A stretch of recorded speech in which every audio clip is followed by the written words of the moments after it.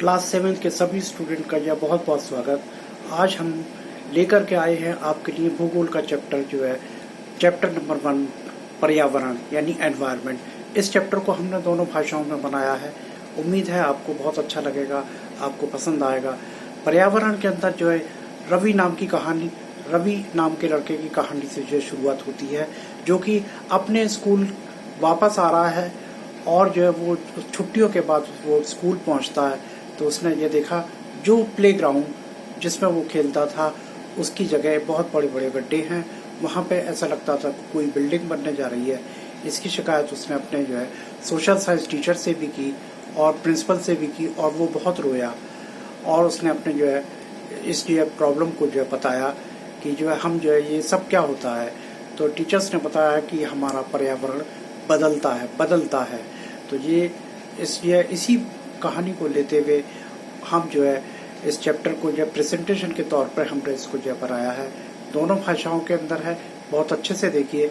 और कोई भी क्वेरी हो तो उसको आप अपने व्हाट्सएप ग्रुप में जो है पूछ सकते हैं, मालूम कर सकते हैं और एक से ज़्यादा बार भी आप यह देख सकते हैं।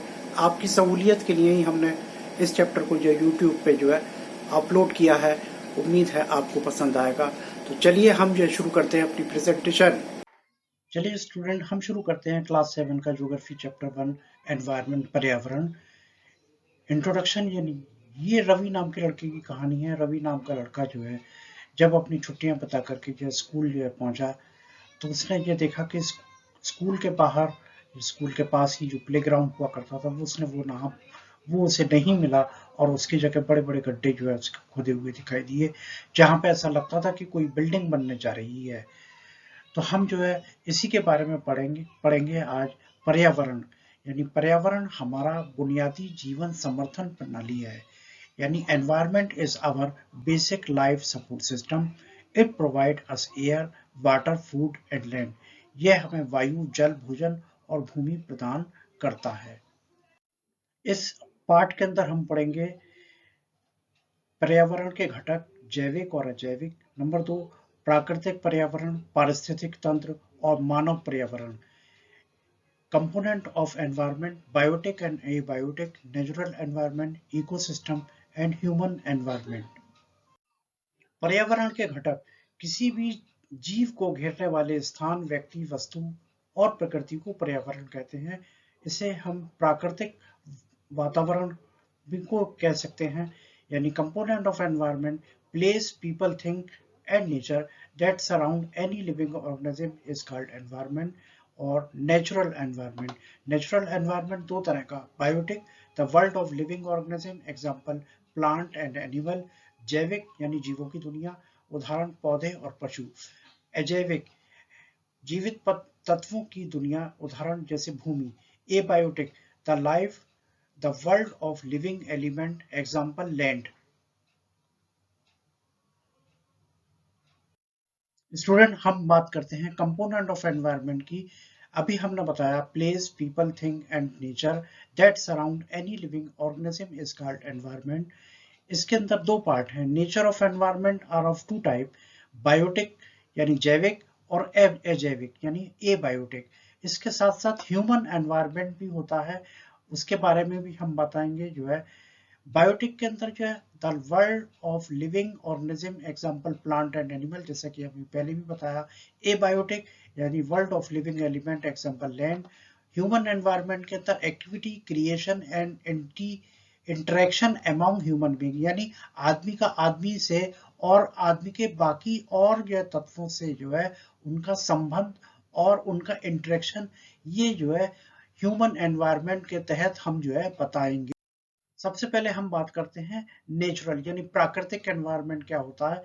प्राकृतिक एनवायरनमेंट के अंदर सबसे पहले एयर एटमॉस्फेयर यानी जो है आसपास की जो हवा से जो हम घिरे हुए होते हैं, जिसके अंदर ऑक्सीजन है, नाइट्रोजन है, कार्बन डाइऑक्साइड है, ये सब जो है हमारा जो है एयर एटमॉस्फेयर, जिसे हम वायु वातावरण भी कहते हैं। इसके बाद वाटर और हाइड्रो स्फीयर यानी जल और जल मंडल, यानी ये जितने भी नदी हैं, नाले हैं और जो है समंदर हैं, बारिश का पानी है, ये सब जो है हाइड्रोस्फीयर के अंदर आता है। हाइड्रो का मतलब जल।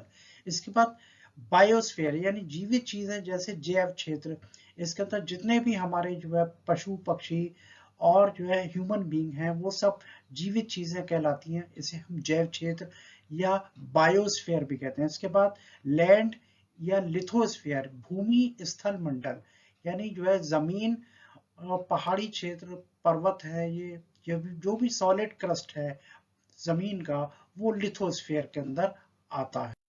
अब हम बात करेंगे ह्यूमन मेड यानी मानवकृत, यानी आदमी ने जो बनाया एनवायरनमेंट, उसके अंदर क्या क्या चीजें शामिल है। नंबर 1 है park, building, bridges, monument, industry, सड़क, ये सारे के सारे ह्यूमन मेड हैं। इसके अंदर ये देख रहे हैं, ये बिल्डिंग का जो है आपको जो स्ट्रक्चर जो है आइकन ये दिखाई दे रहा है, ये पुल आपको ये दिखाई दे रहा है, ये स्मारक यानी मॉन्यूमेंट हमारा लाल किला। इंडस्ट्री के अंदर ये जितने भी कल कारखाने आते हैं वो सब ये शामिल होते हैं। रोड के अंदर नेशनल हाईवे, गांव की सड़कें, शहरों की सड़कें, वो सब जो है इसके अंदर जो है शामिल होती हैं, ये रोड्स के अंदर आता है। इसके अलावा जितने भी पार्क वगैरह हैं, जो अम्यूजमेंट ये पार्क भी होते हैं, बाकी ये सब जो है ये सारा का सारा किसने बनाया? आदमी ने बनाया, ह्यूमन मेड। इसीलिए हम इनको कहते हैं ह्यूमन मेड एनवायरनमेंट। चलिए हम बात करते हैं ह्यूमन एनवायरनमेंट की।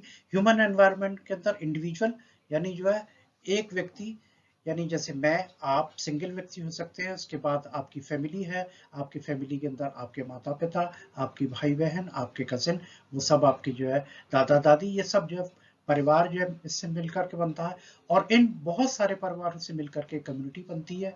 कम्युनिटी जो है, कम्युनिटी का कोई ना कोई धर्म हो सकता है, और ये जो है इन सब की जो है प्राप्ति के लिए, यानी जो है ये कोई ना कोई जो है शिक्षा ग्रहण करते हैं, एजुकेशनल, जैसे कि आप स्कूल जाते हैं, आपके माँ बाप भी स्कूल गए होंगे, शिक्षा प्राप्त की होगी, तो वो किसी ना किसी एजुकेशनल से जो है जुड़े हुए होंगे, यानी शिक्षात्मक। इसके अलावा आर्थिक क्रियाएं, जितना भी हम जो है लेन देन करते हैं, हम जो है खरीद फरोख्त करते हैं, जो है जितने भी जो है बिजनेस करते हैं, वो सब आर्थिक उसके अंदर आता है। इसके बाद पॉलिटिकल जो है एनवायरनमेंट से जो है हम जो जुड़े हुए होते हैं, किसी न किसी पॉलिटिकल पार्टी या किसी न किसी पॉलिटिकल या दल से जो है हमारा जो है ताल्लुक होता है, और हम अपनी जो है पॉलिटिकल जो है यानी यह ज़रूरतों को पूरा करने के लिए किसी न किसी दल को जो है सरकार बनाने के लिए यह चुनते हैं और चुनाव करते हैं। तो इस तरह जो ये ह्यूमन एनवायरनमेंट के अंदर जो है आपने ये देखा होगा, individual, family, community, religion, educational, economic और पॉलिटिकल।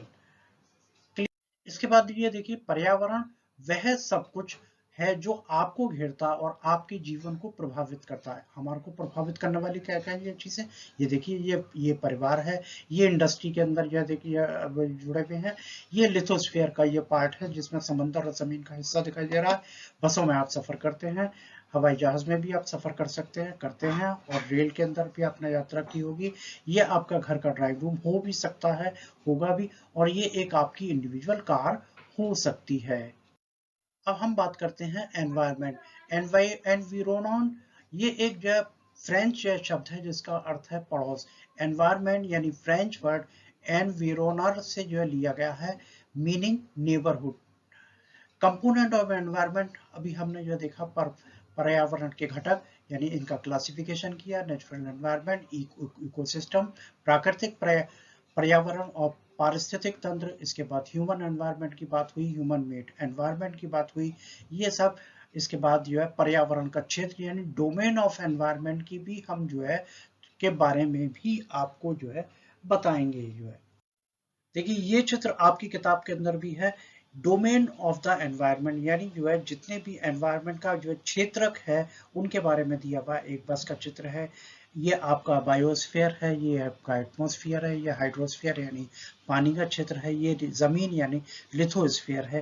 तो ये एनवायरनमेंट यानी फ्रेंच वर्ड इन्विरो, मीनिंग ये आपके बुक के अंदर भी दिया हुआ है, इसे आप बहुत अच्छे से पढ़िएगा, आपको बहुत अच्छी से समझ में आएगा, और हम इसको सरल भाषा के अंदर ही आपको बता।